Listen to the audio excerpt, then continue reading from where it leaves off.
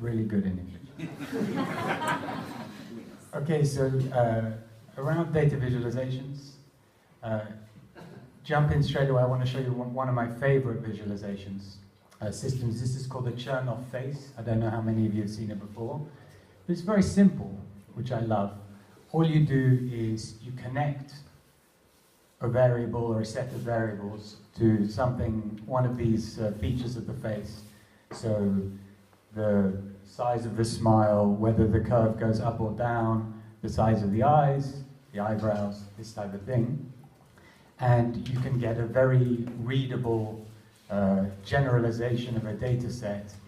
And if you're clever, obviously you could use any data with this to make some kind of visualization, but you're using the innate capability that we have to recognize facial expressions to be able to read something more profound than just one or other data set. You're seeing an overall expression. And I'll show you something rather cool. This is live, so this is something that is reading my state. So this is taking my stress levels and my heartbeat from my fitness bracelet, and it also, about every 10 minutes it will refresh, but it's also looking at my emails. Every 10 minutes it's analyzing my emails, the words that go in and out, see if they're positive or negative, and it's there summarizing my overall state. As you can see, I'm very happy to be here. I'm feeling very good, thank you for inviting me. But if I try now and put myself in a worse mood, I'm going to imagine walking on the Rambler, trying to find some normal shopping. How much are you paying me for being here today? Nothing. So now I'm getting that. And if we refresh, there you can see the effect of being able to use data in these ways. This is a simple use of this kind of data. And what I want to just cover today is, that's total bullshit, obviously, but I think it's a good point that whatever kind of visualization you're using, you've got to, someone at some point is telling you where the data is coming from and what it means, no matter how cool the visualization you're doing is. So I'm just going to question a few things about data visualization and see what's useful and what's not. Very quickly, some data about me. So my company is called Sign. We're heavily involved in the connection between symbols and signaling systems. We make a keyboard which focuses very much on being able to create your own emoticons and ways of communicating with visually. Gather is our main project right now, which is a platform which helps cities and organizations understand citizens and especially use citizen science to get crowdsourced data and do cool things with it. I'm also involved in a football referee app, which also takes a lot of data from football games directly from the referee's hands. So Gather, as I said, is focused on citizen activities of all kinds, voting, referendums, which somewhat need to use these days, crowd mapping, smart cities, citizen journalism. The mechanism is always the same, trying to get good, structured data in order to make maps, make visualizations, and do good things with it. So, in terms of just questioning a little bit what we do with visualizations and whether they're always or so much better than text and other things.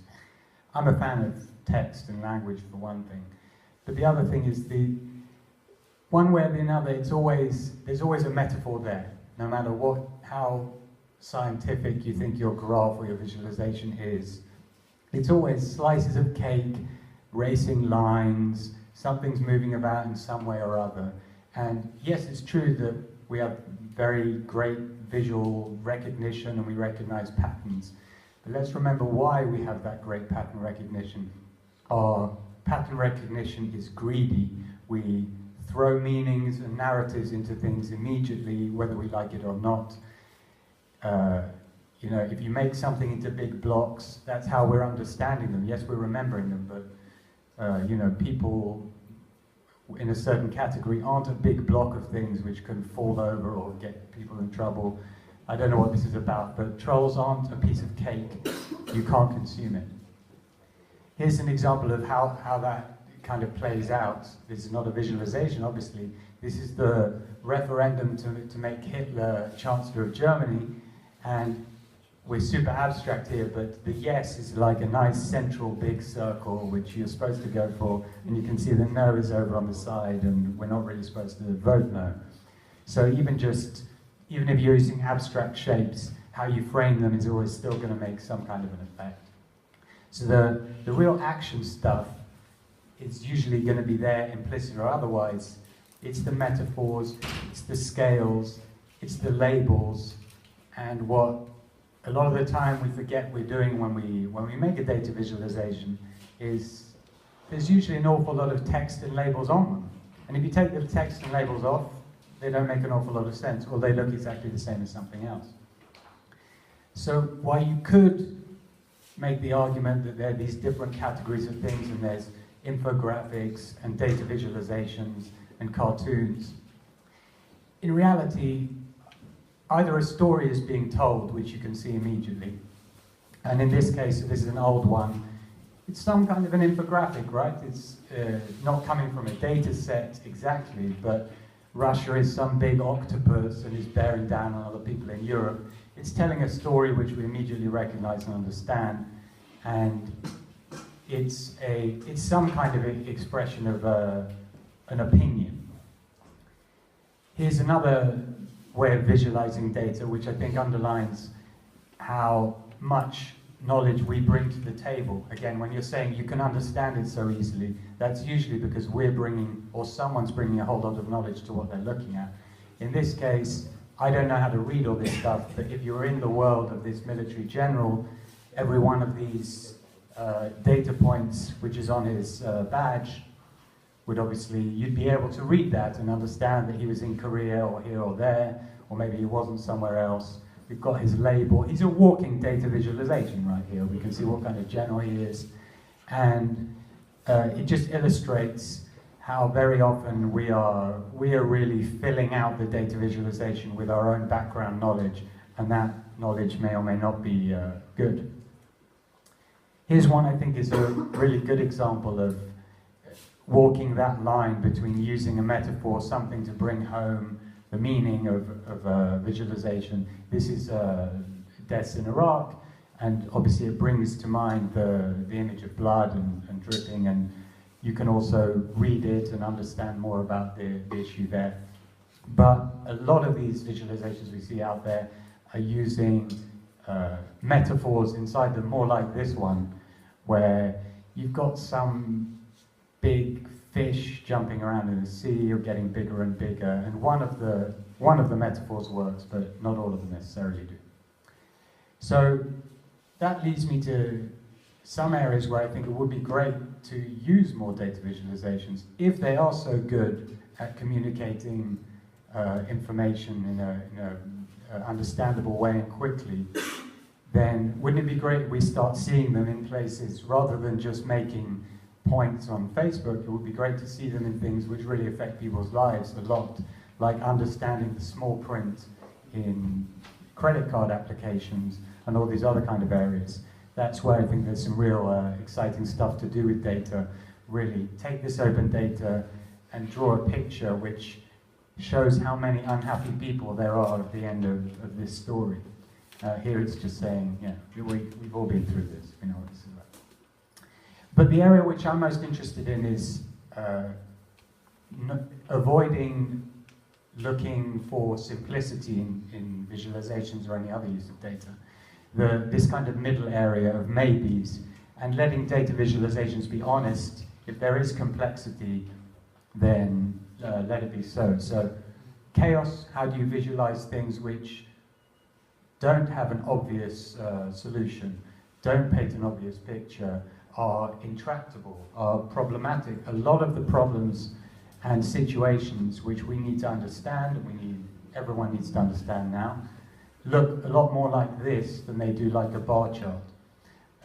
They have a lot of different bits and pieces, and it's very exciting to explore what can be done with visualizations and not being afraid to demand more of the reader in order to get to the bottom of them.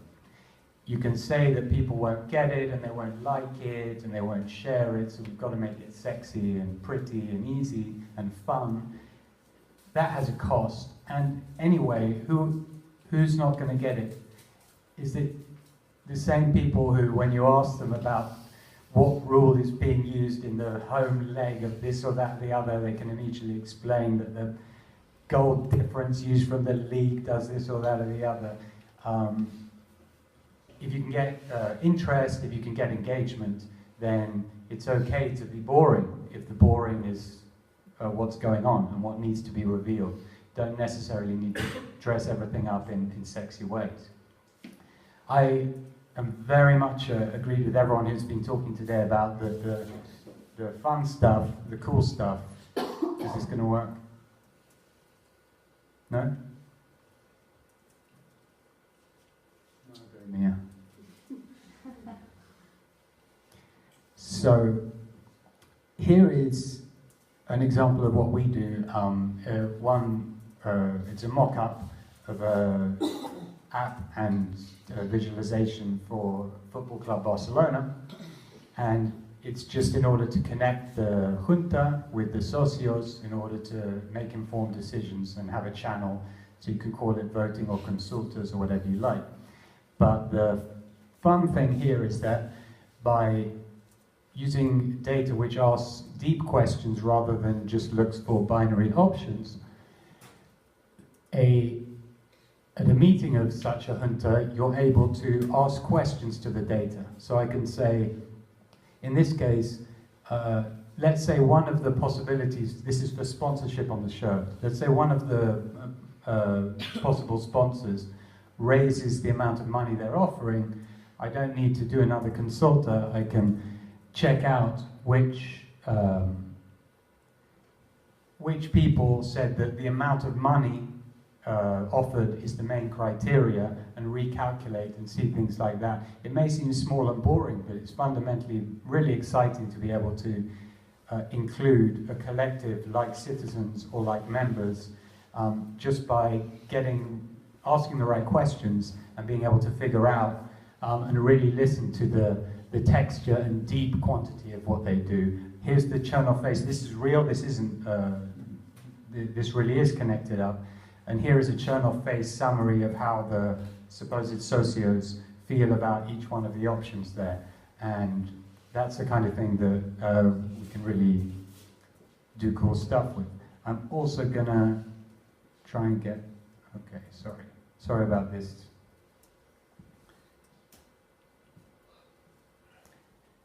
So and let me quickly show you, bless you.